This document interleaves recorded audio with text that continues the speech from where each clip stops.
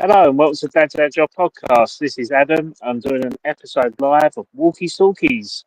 I hope everyone's all right. I hope everyone had a good weekend. And yeah, like I say, the weather has been fantastic yet again. Um, yeah, I just wanted to jump on quickly because I wanted to talk about something. I wanted to talk about it Saturday, but my phone overheated. So it cancelled the live stream as I was talking, which is not great. But yeah, I think I wanted to touch on a potential possibility that obviously West Ham selling players at the moment is is hard going at the moment. I mean, obviously we're still in June. I think when July 1st comes in place, I think there'll be a lot more activity. Um, and because obviously that's a different accounting year in terms of a season's perspective. Also, when you think a lot of players' contracts end June the 30th, and obviously new contracts start July 1st. So, yeah, but I think, I'm trying to see a positive spin on the West Ham situation at the moment. Um, we've got a lot of talented players at the club, a lot of talented players. And it feels that if the squad needs to rebuild, they need to sell some assets um, for a big fees to warrant bringing in, three players. So, for instance, if Mohamed Kudus goes with his minimum fee release clause met of £85 million for Premier League clubs, because Premier League is where he wants to go. Whether it's European football or not, he wants to stay in the Premier League, which is the best domestic league in the world. Most competitive, really. But yeah, if we're selling for £85 million, then obviously that allows 75% of that budget goes towards signing a few shrewd players, younger players that we can build with in different areas of the pitch, because Kudus operates on the right wing position, which is Jared Bowen's spot. Then also you've got Luis Guilherme, who's pushing to play in that position as well. But if West Ham fail to sell players, sorry to hear about that, Chris. I've just lost my dog. I don't know if that's a um, genuine thing or not, but I do apologise. Um, yeah, I mean, it's just did you mean lost your dog as in no longer with us, or lost your dog as in it run off the lead or whatever? Please elaborate, because I can't really react to it properly. Apologies. Um, but with Kudus, I think, is it as bad if West Ham fail to sell um, players and then they can't buy players? Is it as bad as um, what it makes it out to be? Personally, I think if West Ham retain their assets in Kudus, in Peketa, in Alvarez, in Suchek, in in let's say Areola, Todibo, I think West Ham could still have a good season. I still think that um, are we any worse off by not selling these players? And obviously, yeah, there's other players there that have been mooted for moves like Agerd. Like Agerd comes back on loan. He's had a really good season at Sociedad and has picked up a lot of interest. But at 29 years of age and the valuation is between 20 to 30, £25 million, then uh, then I think he's still got a part to play. I think he's definitely still got a part to play if he wants it. I mean, I've had a debate on Twitter with a guy called a Gerd Legacy. Check him out. He's only been active for like a year or so, but he seems to have an agenda against West Ham in terms of a Gerd deserves better than West Ham United. Now, does he deserve better? In my opinion, I think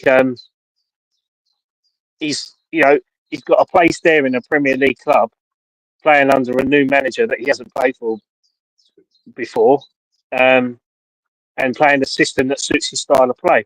Now, I think West Ham could offer a lot of stuff for a Gerd, but whether he's got to stay to whether he wants it or not.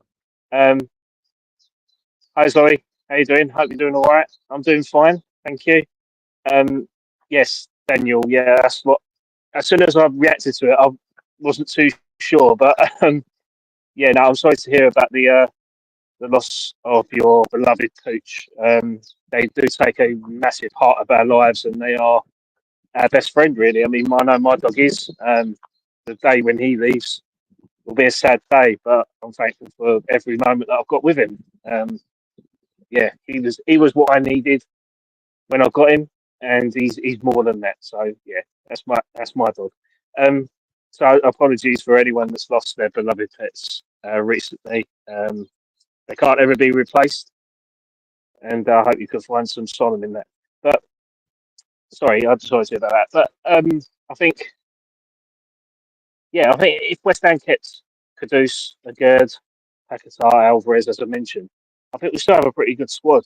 You think you've got Ariola in the sticks. If we operate in a three at the back formation, you've probably got Agerd, Kilman, Tadibo, or you could have Agerd, Tadibo, and Mavropanos, which would be a vast improvement because we've lacked something on the left-hand side in terms of pace and ball distribution, which is what Agerd could very much offer for a Potter side. Um, on the left-hand side, obviously, we've still got Emerson.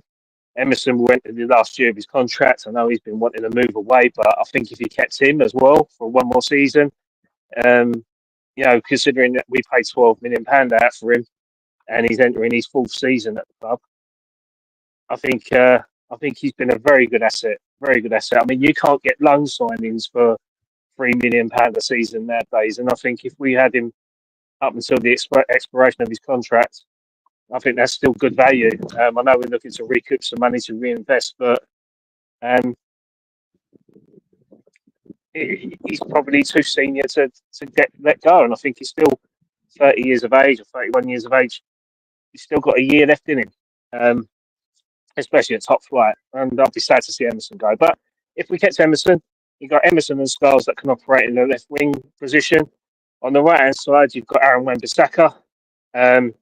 Obviously, we've lost Vladimir Sufal now, whose contract's expiry. So obviously, there'll be a position there that will need to be challenged.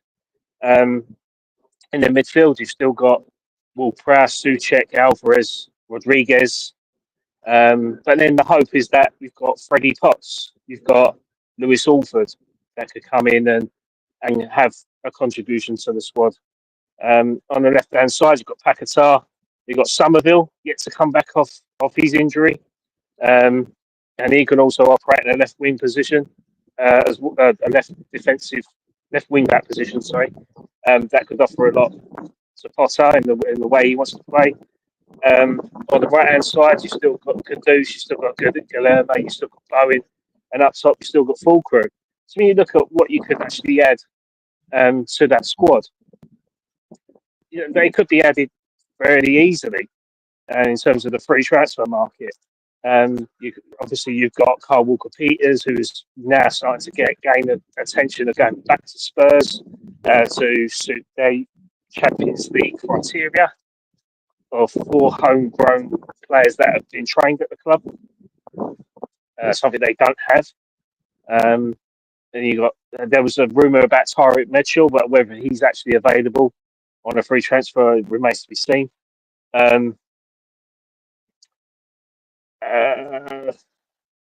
Yeah, I think other positions there, like Josh Brownhill, if we need some solidarity in centre midfield, you could look at the leader in Josh Brownhill. That could add a bit more squad depth, a homegrown player as well. A leader on the pitch. Obviously, getting Burnley back into the Premier League, I think, has been quite influential there. And then you've also got striking options in terms of Dominic Calvert-Lewin. I know a lot of fans are not particularly happy at the fact that we've been linked with him due to his injury record. For me, I like the player. I think he's got a bit of class about him.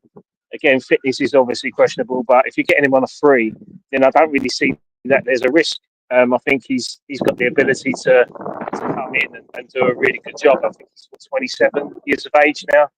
Um, you know what? I can see Dominic Calvert-Lewin being the type of player that would go to Brighton because Brighton seem to do well in terms of getting strikers of that ilk that can actually do well. I mean, they signed Danny Welbeck, didn't they? And Danny Welbeck has been probably one of their best strikers of late, even with João Pedro in the mix.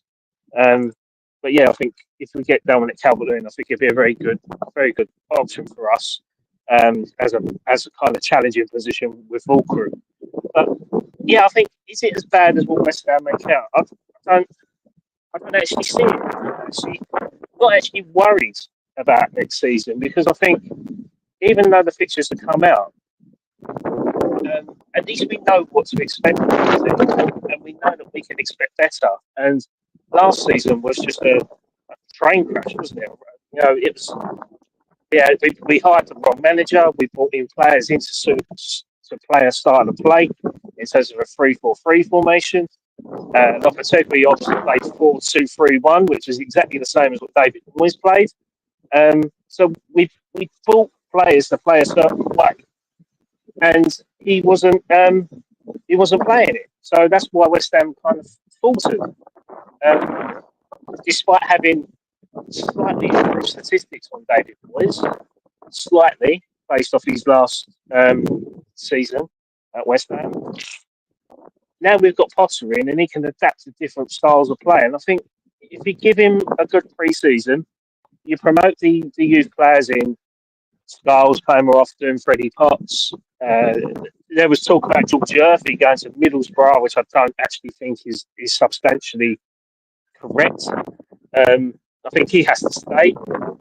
You've also got Callum Marshall, who could potentially go out on loan, but I actually think if he's fit enough, give him a chance. Give him a chance in the first 3 Premier League games and see what he can do. You've got Cummings that's just come from Celtic that could come in with a challenging spot. However, at 18 years of age, I'm not going to put a lot of pressure on the young lad. I think he needs a bit of experience in another league level. But if he thinks he's good enough, if he's got the aura and the confidence, then give him a go. There's nothing to lose. I mean, we played Evan Ferguson last year, who's got a substantial amount of Premier League experience despite only being 20 years of age, and he didn't really set the world alight, which really disappointed me. Maybe that's just down to a fitness issue. I'm not too sure, but I like Evan Ferguson. I think if he became available again, I'd still take him. I'm not saying this. I'm not saying this that I'm defending the board because I'm not. I'm very much anti-board. But you look at it from a logistical point of view that we're stronger with Kudus, we're stronger with Paqueta, we're stronger with Alvarez. And if we sell them and replace them with people that we don't really know whether that they've got the minerals to play for West Ham or understand what West Ham is about, then that's the bit that concerns me. That's the uncertainty. Whereas I'm a bit more comfortable knowing that we know Kudus has got something in his locker. It's down to the coaching staff to get the best out of him. And yeah, the pressure is more on Graham Potter, 100%. 100%. But yeah, that was just my quick Walkies Talkies, obviously talking with my dog. Lads, say hello. Yeah, and enjoy the rest of your week, people. I didn't want to wrap it on too much. I just wanted to get me views across and called out, not so much called out, but kind of highlight a conversation on Twitter with a Gerd Legacy. Go follow him on Instagram. You can see that all this guy seems to do is track a Gerd's. It almost feels like this guy is promoting this player to say that he deserves to be playing at top flight football. But in my defence, is what has he actually done to deserve that? You know, his only trophy in European football has been with West Ham United. He's been at Rennes, he's been at Real Sociedad, and there's talks about him. Another car speeding down Rose, lovely. When I'm walking my dog. Um, he's not actually done anything at any other club to say that, yeah, I could play for Juventus. I could play for Roma. I could play for PSG. He's 29 years old. He hasn't done anything other than succeed at West Ham. But yet he deserves better than West Ham. Just puzzles me. It really does. Like, it just puzzles me. I say, fantastic footballer. He could do really well under Potter. But there's something about him that he's not too keen on. He doesn't want to come back to West Ham. Maybe he doesn't want to come back because he knows if he has a conversation with Potter, Potter might sweet talk him instead, staying at least one more year. But that's all. That's all I'm kind of saying. If I say, it sounds like I'm setting myself up to not be disappointed if we've got the same starting 11 towards the back end of the season as what we did on the start of the new season. But I think let's see what happens. I mean, if Kudus doesn't leave, I don't see that's a bad thing. I really don't. Again, he's got a big season ahead of him, a very, very big season. He's got the AFCON in December and January. He's got a qualification process for the World Cup where he needs to get to the World Cup. He needs to. He has to perform because if you don't qualify for that competition and there's 48 teams in it, there's something wrong going on at Ghana national side, especially with the amount of talent that they have. But he's got to be pivotal for that, and the only way he does that is if he gets regular game time, regular football, and playing to how the coach tells him to play. Because if he doesn't, that's going to be an issue. So yeah, Kudus is a professional. I'm sure he'll go out on the pitch and he'll play his very best, but he only gets to play his best if he does what the coach asks him to do as a team. So yeah. Final thoughts, Jerry Springer. If West Ham sell no one and don't buy anyone, I'm pretty content with the squad that we would have with a few additions on the bottom of the market. So, yeah, I think if not buying anyone, there's an interesting fact that Spurs under Pochettino, the season they got to the Champions League final, they bought no one. They bought no one. They used the same squad. They played the style of football. They stuck to it, and they got to the final of the Champions League. And a lot of fans will say, "Yeah, but they had Harry Kane." Yeah, they did have Harry Kane. They didn't have him in the semi-final where they were down on their backside against Ajax. And what happened in the final? They played an unfit Harry Kane instead of an informed Lucas Moura, and that's the final 2 minutes. But they got there. They had a good season with no reinforcements in the summer. None. No money spent. Nothing. West Ham could do the same if they used their assets correctly. Thank you.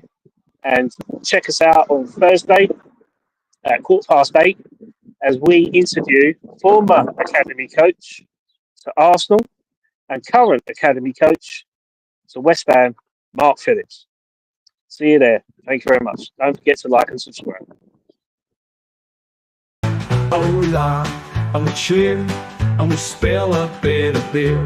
Raise a glass to the past and the mates who ain't here. From Highbury to Upton Park, it's now Ashburton and Stratford for a lark. It's the Old Dad's Our Job podcast, the heart of the game.